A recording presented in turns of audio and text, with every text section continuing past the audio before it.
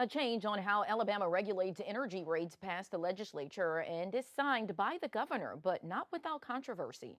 The sponsor of the bill saying the final version is not the bill he wrote. ABC 3340's Austin Pratt has more on how this happened and what it means for your power bill. Austin? Muriel, Representative Mac Butler says powerful groups were pushing hard behind the scenes as his Public Service Commission bill moved through the legislature. The end result will not force the transparency Butler hoped would lower electric bills for Alabamians. I know some very powerful entities have their lobbyists working every member of this legislature right now.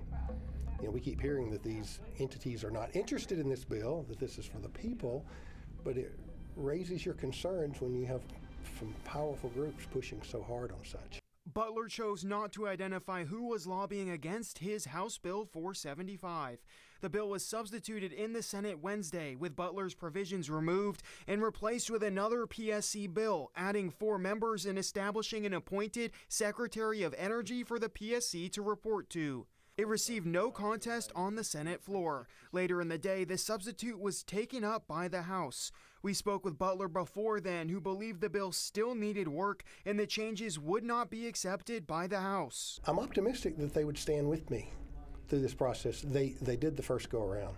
The substituted bill passed despite Representative Butler's attempt to contest it. Only about 25 of 100 representatives joined Butler in voting against his own bill. Energy Alabama's John Dodd, who has been openly lobbying for clean, affordable energy throughout the legislative session and has commented on a handful of different PSC bills, says this was done on purpose. They did the bait and switch tactic with the substitute of the language of the original SB 360 into the language of HB 475, diluting it, taking out the red meat provisions of HB 475 that Mac Butler originally crafted himself in aims of bringing economic relief to electric customers of Alabama. Currently, the PSC meets once a month. That's a public hearing anyone can attend but not speak at, mostly conducted to review rate information. It is not a rate case hearing, which was the meat of Butler's bill, forcing, in this case, Alabama Power, the only energy company managed by the PSC,